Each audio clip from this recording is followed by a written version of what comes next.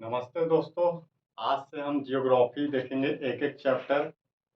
और मैं आपको बताऊंगा कि जियोग्राफी क्या है, इसमें किस किस चीज़ों का अध्ययन करना है। अर्थात क्या इकोनॉमिक्स के पार्ट का अध्ययन करना है, राजनीतिक का अध्ययन करना है, या सौर मंडल जैसे चीज़ों का, समुद्र का। तो इस सारे चीज़ों का विस्तार पूर्वक अध्ययन किया जाए ना किया जाए, जियोग्राफी है क्या। देखिए, जियोग्राफी कोई सिंगल सब्जेक्ट नहीं है। जियोग्राफी में बहुत सारे सब्जेक्टों का एक मिश्रण है। अर्थात geography is the combination of multiple discipline, multiple subject. तो geography not a single subject. अब सवाल है कि जियोग्राफी की परिभाषा क्या है, इसकी उत्पत्ति कहाँ हुई है, विश्व में कौन से महाद्वीप है सर्वप्रथम जिन्होंने जियोग्राफी में योगदान दिया। ऐसे तमाम क्वेश्चन है। तो let's begin with the geography. Geography, so geography is divided into part, geo plus graphy. Geo का मतलब होता है पृथ्वी, और ग्राफी का मतलब होता है वर्णन करना, डिस्क्राइब करना किसी चीज को। सो जियोग्राफी का मतलब क्या है, किसी पृथ्वी या पृथ्वी के क्षेत्रों का डिस्क्राइब करना। और जियोग्राफी को बेहतर तरीके से समझने के लिए हमें दो महान जियोग्राफर, उनका परिभाषा जो है उसको अध्ययन करना जरूरत है। जैसे कि अलेक्जेंडर वान हम्बोल्ट फर्स्ट नंबर पे,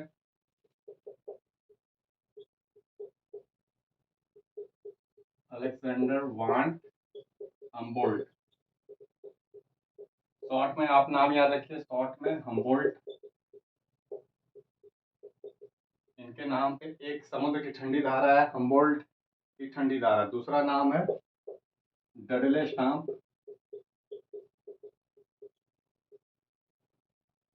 तो अलेक्जेंडर वान हम्बोल्ट जर्मनी के जियोग्राफर हैं, और आधुनिक जो जियोग्राफी के पिता हैं, द मॉडर्न जियोग्राफी जो है उसके फादर है, father of modern geography, Alexander one Humboldt.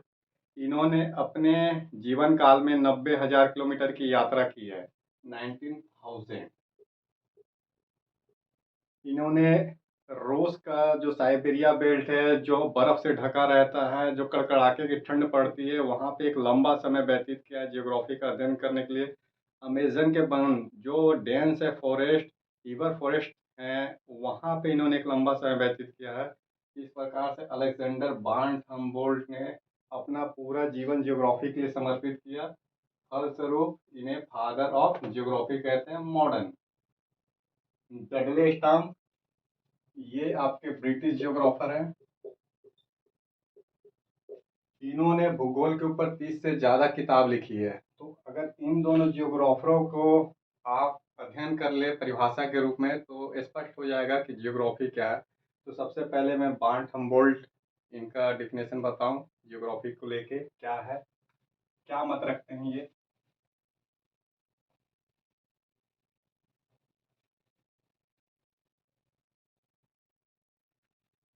देखिए, बार्ट हम्बोल्ट ने जियोग्राफी के 7 पक्षों का अध्ययन किया और उसे परिभाषित करने का काम किया। फर्स्ट नंबर पे है आपका कि पृथ्वी जो है मानव का घर है।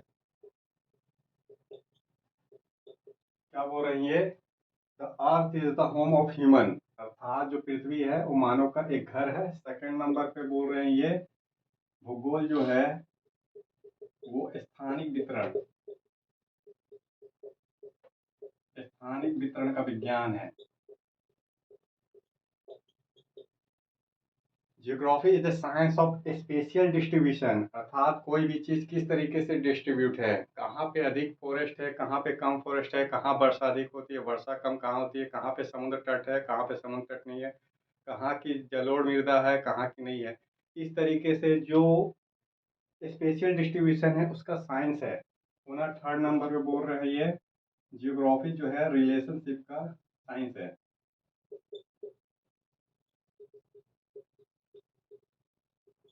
Geography is a science of relationship, संबंधों का अध्ययन। अर्थात दो अलग अलग क्षेत्रों के बीच में संबंध है, इनका अध्ययन करना। तो दो क्षेत्र एक जैसे हो सकते हैं या दो क्षेत्र एक दूसरे से अलग भी हो सकते हैं, तो इनके बीच का आखिर संबंध है। जैसे एक और थार मरुस्थल है और दूसरे साइड है सिंधु नदी का जो डेल्टा और मैदान, तो इनके बीच का एक संबंध है। अगर थार मरुस्थल है तो बारीक कण कहीं ना कहीं से आ रहे होंगे, अर्थात थार मरुस्थल और हिमालय जैसे पर्वतों के बीच में एक रिलेशन है। पुनः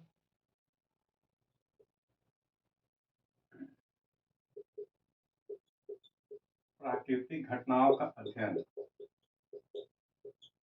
कहीं पे मूसलाधार बारिश होती है, कहीं पे बाढ़ है, कहीं पे बाढ़ आती है, कहीं पे चक्रवात आते हैं, तो प्राकृतिक घटना अलग अलग तरीके से घटित होती है, इनका अध्ययन। पुनः 5 नंबर पे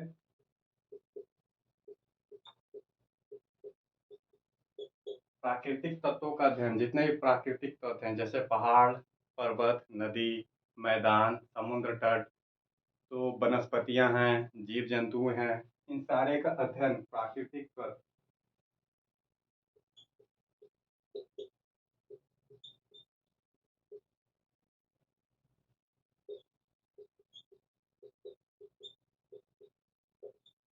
प्राकृतिक कारक के बीच का एक संबंध, जैसे ऐसे बोले प्राकृतिक की एकता का अध्ययन।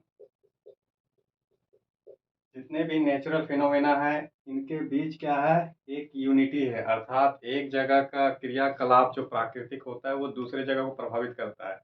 जैसे कि अल नीनो, अल नीनो का उद्भव तो प्रशांत महासागर में है, लेकिन इससे क्या है, भारत का जलवायु अर्थात मानसून प्रभावित होते हैं। तो एक जगह प्राकृतिक घटना दूसरे जगह की प्राकृतिक घटनाओं से जुड़ा हुआ है, तो पूरा ये जो इन्वायरमेंट है इसको एक मानते हैं, उसकी यूनिटी एकता पे विश्वास करते हैं। और सातवां पक्ष जो है समान भूगोल को भौतिक भूगोल बोलते हैं, अर्थात general geography is a physical geography.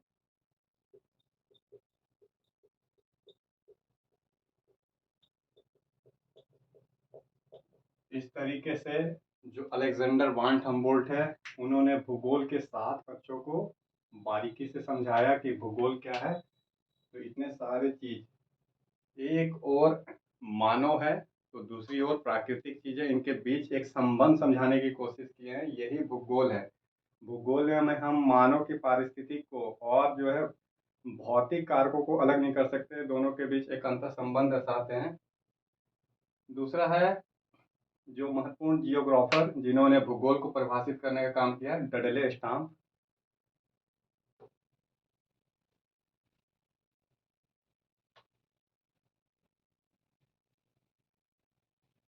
Dudley stamp का एक किताब है जीवन का भूगोल, साथ साथ में है चिकित्सा भूगोल, मृत्यु का भूगोल, बहुत सारे 30 किताब लिखे हैं डडले स्टाम्प ने।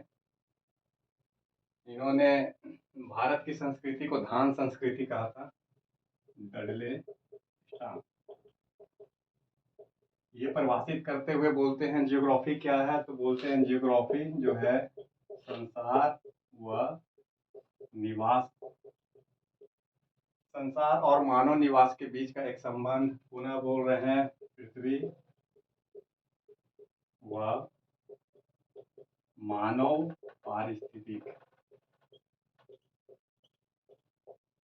अर्थात वन साइड अर्थ है, दूसरे साइड जो है ह्यूमन इकोलॉजी, अर्थ ह्यूमन इकोलॉजी के बीच का एक रिलेशन है। थर्ड बोल रहे हैं पृथ्वी के धरातल व क्षेत्रों का स्टडी। एक साइड सरफेस है, जो पृथ्वी है उसका एक सरफेस है और पृथ्वी में बहुत सारे क्षेत्र हैं, इन क्षेत्रों का अध्ययन करना। तो सरफेस के साथ साथ क्या है, एरिया या किसी रीजन का अध्ययन करना। तो भूगोल के 3 पक्ष को ये समझा रहे हैं, परिभाषित कर रहे हैं। तो भूगोल है, जितने भी जियोग्राफर हैं उन्होंने भूगोल को इसी रूप में प्रभावित जो है डिफाइन किया है, जिसमें कुछ नाम बताऊं मैं आपको। महत्वपूर्ण जियोग्राफर आज आधुनिक समय में थे, रिस्टोपेन, हेटनर, पुनः आपका कांट, अरस्तु, इसके बाद है आपके जो कुमारी सैंपल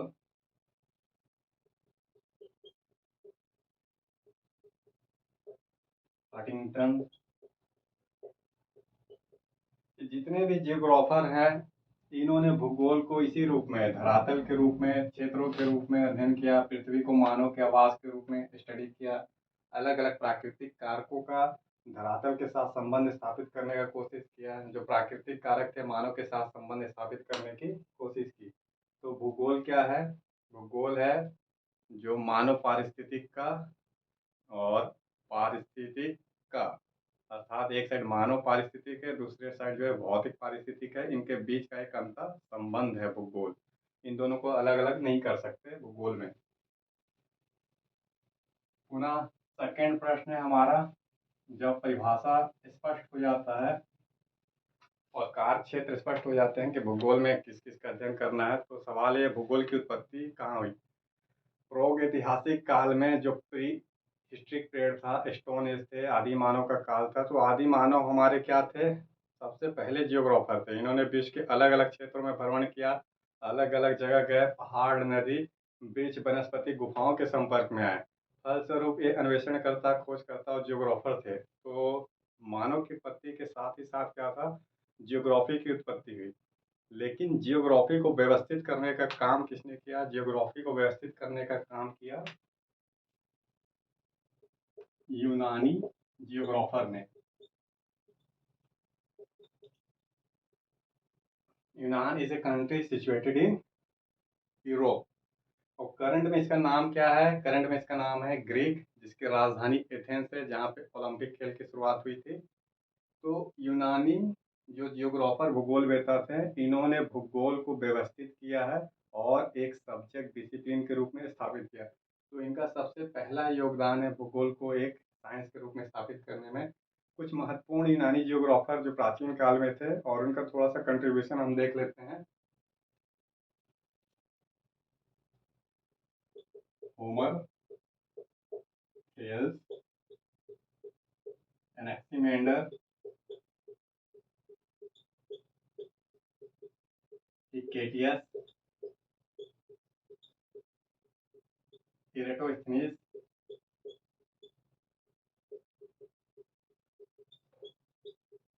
अरस्तु, हेरोडोटस, हिप्पार्कस। तो देखिए, ये होमर, थेल्स, एनाक्सिमेंडर है, हिक्केटियस, इरेटोस्थनीज, अरस्तु, हेरोडोटस और हिप्पार्कस जैसे जो प्राचीन काल में यूनानी साम्राज्य था उसी समय क्या थे? ये जियोग्राफर थे, और इनका अलग अलग काल है, एक ही काल में नहीं है, अलग अलग समय है, इनका टाइम पीरियड है। जैसे होमर है 900 बीसी पहले, थेल्स से अपने थेल्स प्रमेय के लिए जाने जाते हैं 700 बीसी के आसपास, इन्हीं के आसपास है एनेक्सीमेंडर। तो थेल्स, जो थेल्स प्रमेय दिया था, इन्होंने भूगोल को गणित के साथ जोड़ दिया और गणित भूगोल को जन्म दिया।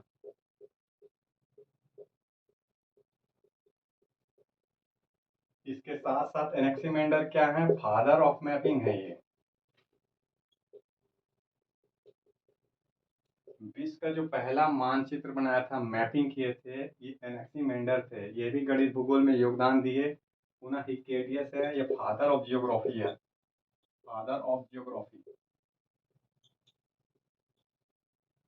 एरोटोस्थनीज जो है व्यवस्थित भूगोल के जन्मदाता है, व्यवस्थित भूगोल के जन्मदाता। अर्थात जियोग्राफी शब्द का प्रयोग तो हिक्केटियस ने किया, लेकिन जो भूगोल है उसके व्यवस्थित भूगोल के जन्मदाता हैं एरोटोस्थनीज। पुनः अरस्तु का नाम तो जानते होंगे, महान पॉलिटिशियन के साथ साथ क्या थे? दर्शन शास्त्री भी थे और आपके एक चिंतक विचारक भी थे। ये साइंस के पिता भी कहलाते हैं, पॉलिटिक्स के भी पिता हैं, साथ साथ में इन्होंने जो जियोग्राफी में क्लाइमेट पे और पारदर्शिक भूगोल पे ध्यान दिया था, तो जलवायु में इनका योगदान है।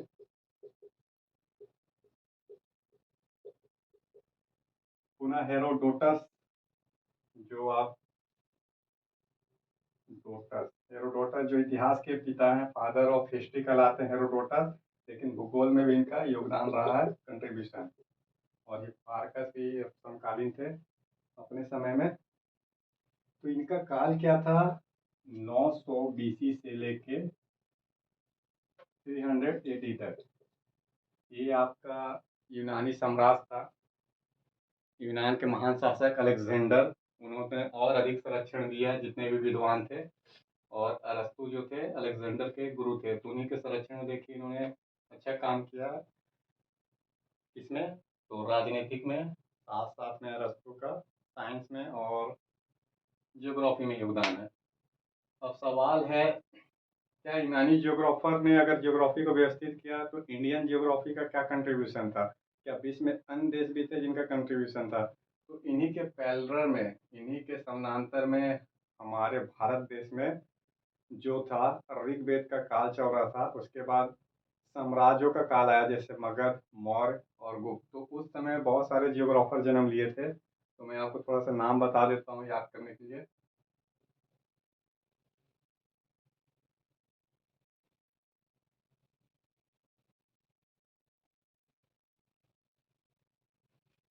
इंडियन जियोग्राफर जिनका योगदान है,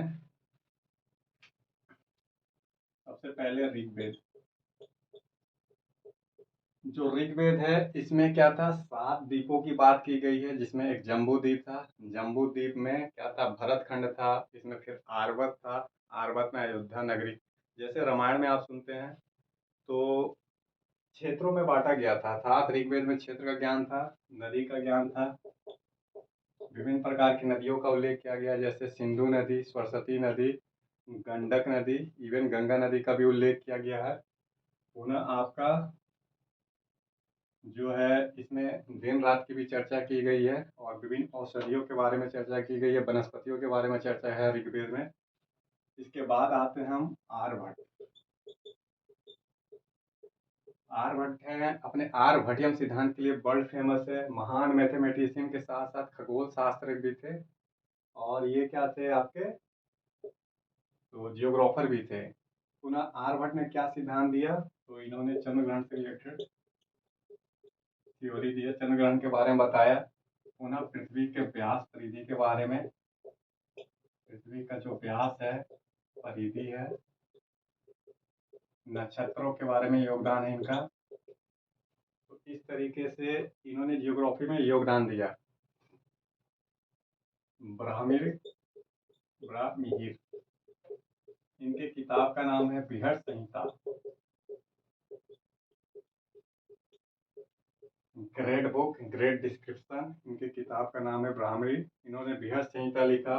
इसमें क्या था, वनस्पतियों के बारे में, जितने भी प्लांट हैं उनके बारे में ऑलमोस्ट जानकारी दी। धातुओं के बारे में, विभिन्न प्रकार के खनिजों के बारे में जानकारी दिया। साथ साथ में जलवायु के बारे में इनका योगदान है कि वर्षा तापमान के बारे में गणना करते थे। पुनः भास्कराचार्य हैं। भास्कराचार्य अपने सिद्धांत शिरोमणि के लिए प्रसिद्ध हैं।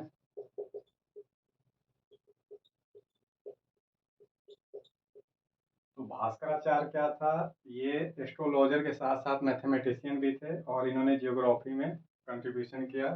तो सिद्धांत शिरोमणि में उल्लेख किया इसका। इस तरीके से भूगोल को व्यवस्थित करने का काम हमारे जियोग्राफरों ने भी किया था प्राचीन काल में। सवाल है, यूनान के जियोग्राफर के साथ साथ इंडियन जियोग्राफर, तो क्या कोई और भी जियोग्राफर थे इनके बीच में? बिल्कुल। जब यूनान की साम्राज्य का पतन हुआ तो उसके बाद रोमन काल आया। रोमन काल में अगस्टस जैसे महान शासक थे, तो उन्होंने भी बहुत सारे विद्वानों को संरक्षण दिया और जियोग्राफी का फिर से पुनः उत्थान हुआ था। तो कुछ रोमन जियोग्राफर का नाम देख लेते हैं। रोमन जियोग्राफर, रोमन अर्थात क्या है, इटली। इसकी राजधानी रोम है। कभी एक क्षेत्राधिकार था इनका, साम्राज्य था। तो इसमें कुछ जियोग्राफर थे, जैसे प्लिनी, स्ट्राबो, टालमी, प्लिनी, स्ट्राबो, टालमी। टालमी ने भारत का भूगोल लिखा था, बुक का नाम था भारत का भूगोल। द जियोग्राफी ऑफ इंडिया इन्होंने टालमी ने लिखा। इन्होंने बंगाल की खाड़ी के बारे में, द वे ऑफ बंगाल, और पुनः गंगा, गंगा के बारे में बताया था, गंगा कहाँ से निकलती है। तो भारत के बारे में इन्होंने काफी जानकारी दिया था, किसने, टालमी ने। तो रोमन साम्राज्य के समय भी जियोग्राफर का योगदान है। इसके बाद जियोग्राफी का एक काल आया, अंधकारमय काल, अर्थात जो जियोग्राफी का अंधकारमय काल है वो 300 बीसी से लेके 300 एडी से लेके 800 एडी तक है। तो अंधकार में युग क्यों बोलते हैं जियोग्राफी का, क्योंकि इस काल में जियोग्राफी से रिलेटेड कोई भी विशेष जियोग्राफर नहीं थे, और जियोग्राफी जो साइंस के रूप में स्टेब्लिश था उसमें किसी भी कंट्री का योगदान नहीं था। तो जियोग्राफी के लिए अंधकार में पीरियड आया, the dark period of geography.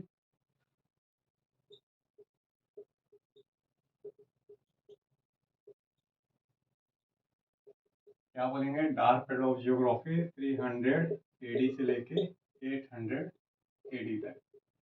ये काल था, कुछ विशेष ख्याति जियोग्राफी को नहीं मिली, ना ही किसी का योगदान रहा। पुनः आते हैं हम अरब जियोग्राफर पे। जो अरब जियोग्राफर हैं इनका भी बहुत महत्वपूर्ण योगदान है। अरब साम्राज्य जिनका काल 800 से लेके 1300 एडी तक था। तो ये क्या करते थे अरब जियोग्राफर, एक साइड यूनान मतलब यूरोप कंट्री था, और दूसरे साइड भारत, मतलब यूरोप और भारत के बीच में क्या थे, ये स्थित थे। तो भारत से बहुत सारे क्या थे, ग्रंथों को इन्होंने अध्ययन किया, जिसमें जियोग्राफी भी था, और साथ साथ में मैथों का अध्ययन किया, और इसे यूरोप के देशों में पहुंचाते थे। जो अरब जियोग्राफर थे, ये साइंस पे, जियोग्राफी का जो साइंस वाला पहलू है पक्ष, उस पर कम ध्यान देके ये जियोग्राफी को अलंकृत करने का काम करते थे, अर्थात बढ़ा चढ़ा के लिखते थे। फिर भी बहुत महत्वपूर्ण जो अरब जियोग्राफर है, मैं उनका आपको नाम बताऊंगा, क्योंकि इनका जो है जियोग्राफी में एक रोल है। इब्न बतूता, ये नाम सुने होंगे आप, इब्न बतूता मोरक्को सम्राट, सॉरी, मोरक्को के यात्री थे, और क्या था, दिल्ली सल्तनत में मोहम्मद बिन तुगलक के काल में आए थे। इन्होंने रहला लिखा था।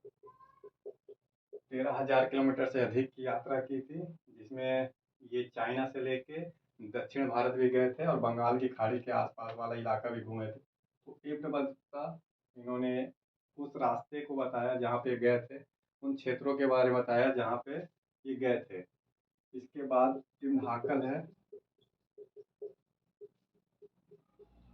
इब्न इदरीस, इदरीस, इब्न हाकल, इब्न इदरीस, फिर अल बरूनी।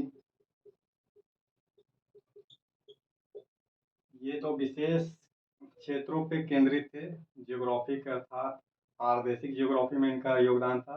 जो अल बरूनी है, इनकी किताब का नाम था रहला, वही रिसाला और किताबे हिंद।